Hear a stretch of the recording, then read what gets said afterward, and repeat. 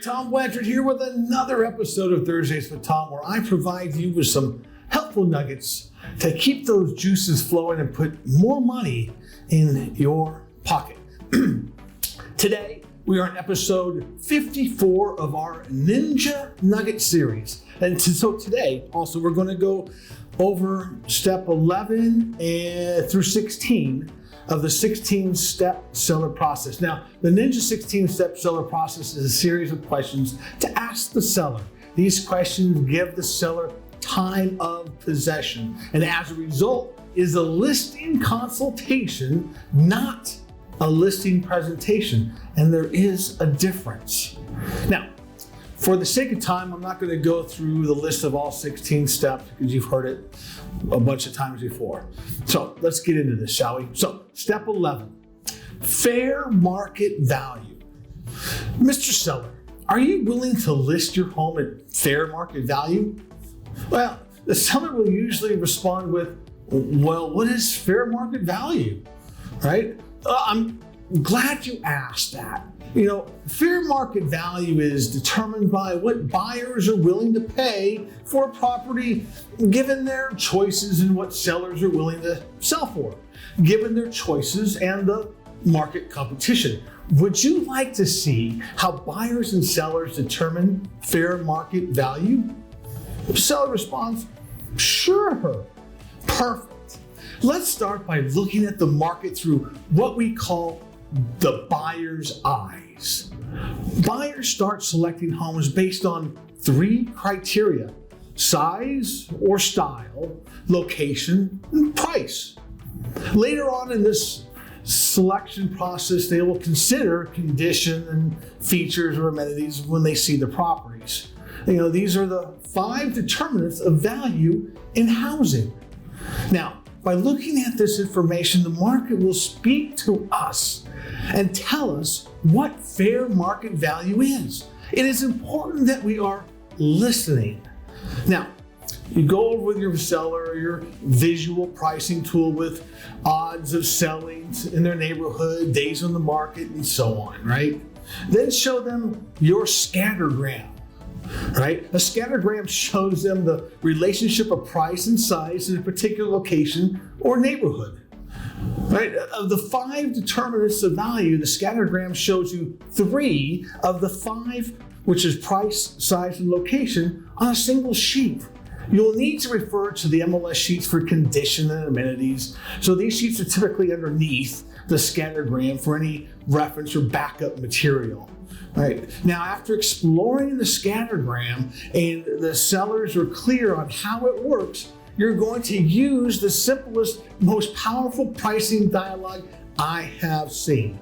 Have your sellers find their square footage on the horizontal axis with their pen. Have them draw a vertical line straight up and off the page. Once they have done that, ask the questions in step 12, which is selling on the line. Right. Would you agree your home will sell somewhere on this line?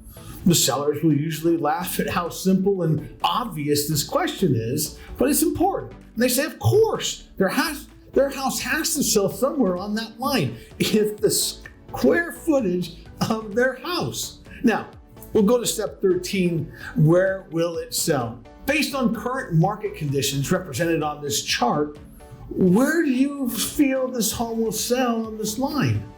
The sellers will usually say that their house will probably sell somewhere close to where the vertical square feet line and the trend line, the fair market value line, intersect. Now we move on to step 14, pricing on the line.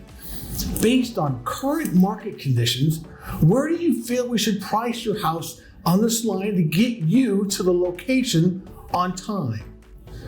If they name a price you are comfortable with, agree with them, right? Now, if they name a price you are uncomfortable with and you feel it is mission impossible, ask the question in step 15. I just want to take a quick sidebar and have you notice how this process has the seller making the pricing presentation for you. Now, step 15, on time and plan Bs, right? The seller has named a price that you feel may be outside of the realm of possibility. You ask, do you feel that price will get you there on time? If not, what is your plan B?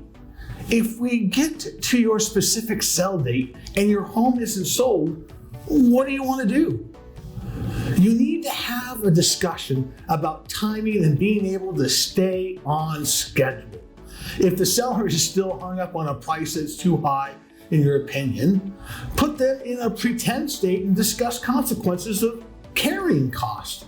Using a pretend state, you can ask several what-if questions. For example,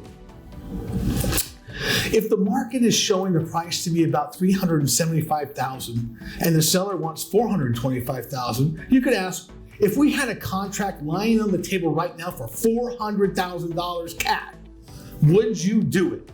If they say they wouldn't take it, even though it is $25,000 above the market, you probably have a mission impossible on your hands and may want to exercise option 3 of one of the 3 things will happen.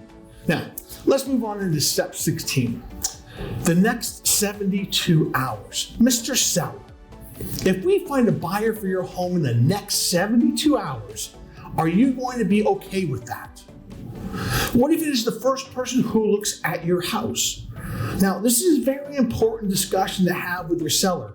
Point out to them that there are buyers on the sidelines who have seen everything that is currently on the market. When something new hits the market, these sideline buyers jump on it and there is an initial flurry of activity. These buyers are excited about anything that is new and fresh. This is often when we get our best offers.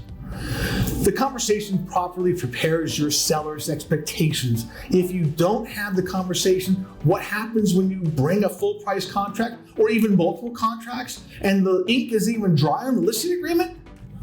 The sellers just don't feel good about it. They feel that they underpriced their home and you don't earn your fee. Having this conversation helps avoid this issue. Yep. That's all the time we have for now. Next week, we'll be going over pricing on the bridge. Remember, you have to do the work to be successful. So be successful today by doing the work. Look forward to talking to you this soon.